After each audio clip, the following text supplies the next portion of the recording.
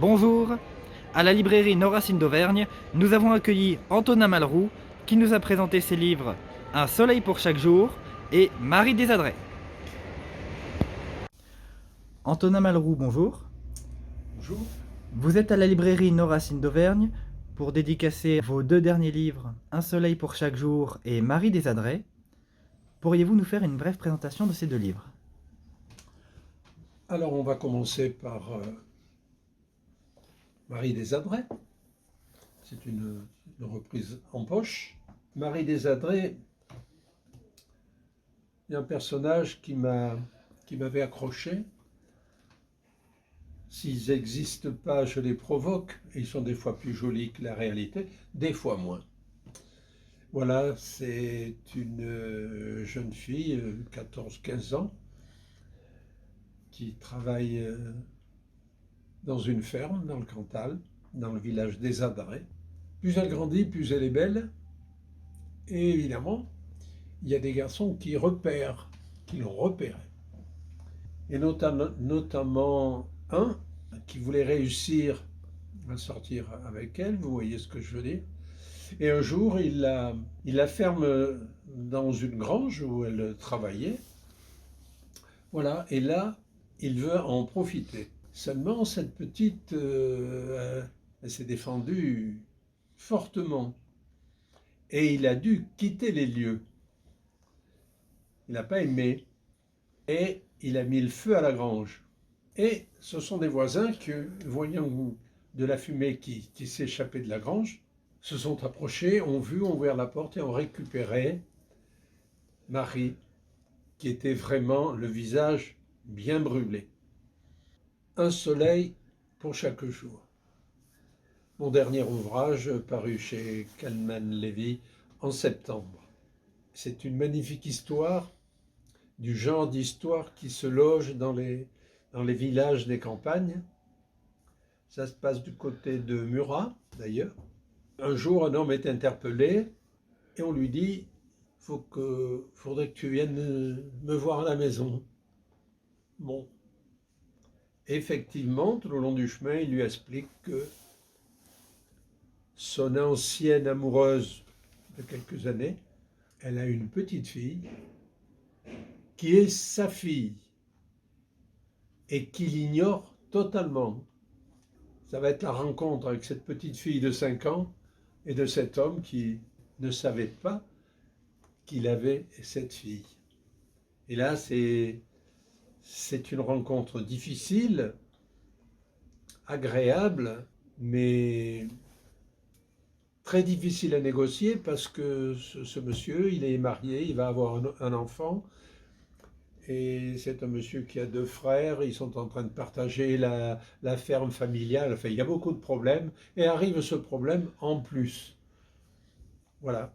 Et ça va être très difficile, mais il faudra bien y arriver. Ces deux romans arrivent après une carrière d'une trentaine d'années.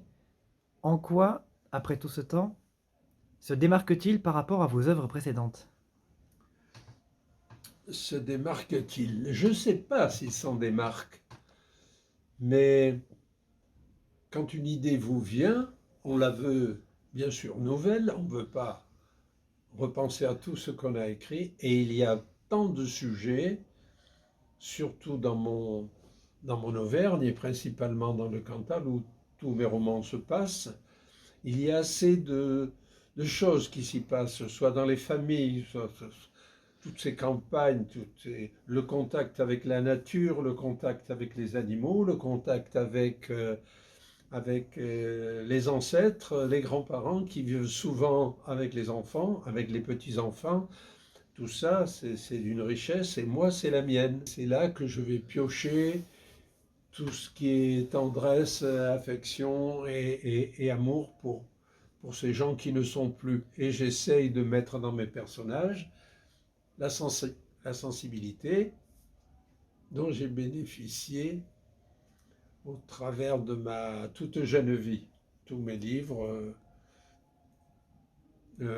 sont rattachés à la vie des gens, de la terre, des paysans, des artisans, tailleur, un menuisier, un charpentier, un boulanger, etc., etc. C'est mon creuset. Quel est le pourcentage d'inspiration réelle que vous trouvez pour vos histoires et quel est le pourcentage qui sort directement de votre imagination? Voilà comment commence un livre. J'ai une idée sur un personnage, sur une maison, sur une école, et je place mon sujet.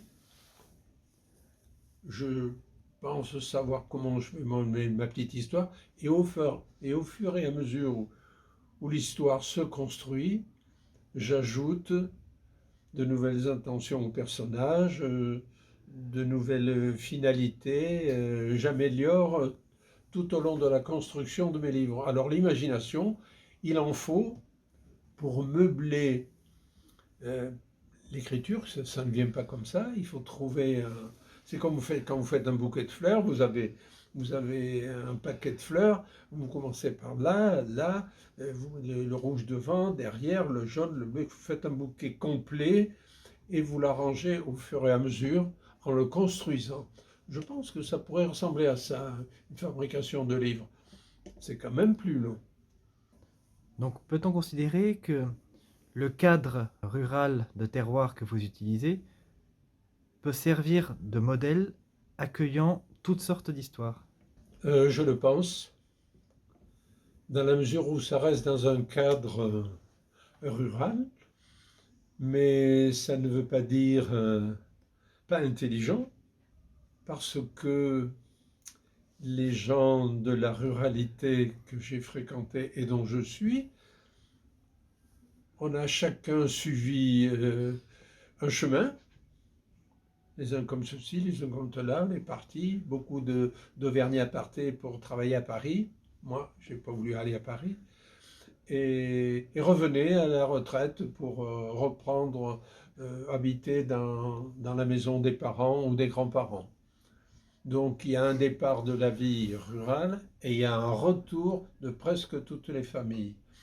Peut-être un peu moins maintenant, mais c'était comme ça au départ. Et ils partaient travailler à Paris parce que les salaires étaient importants, qu'il n'y avait pas beaucoup de travail chez nous et qu'il était bien sûr mal payé. Merci. Eh bien, merci pour vos réponses à ces questions et pour votre présence à la librairie Nos Racines d'Auvergne. Nous vous souhaitons une bonne continuation et vous disons à bientôt. À bientôt et merci.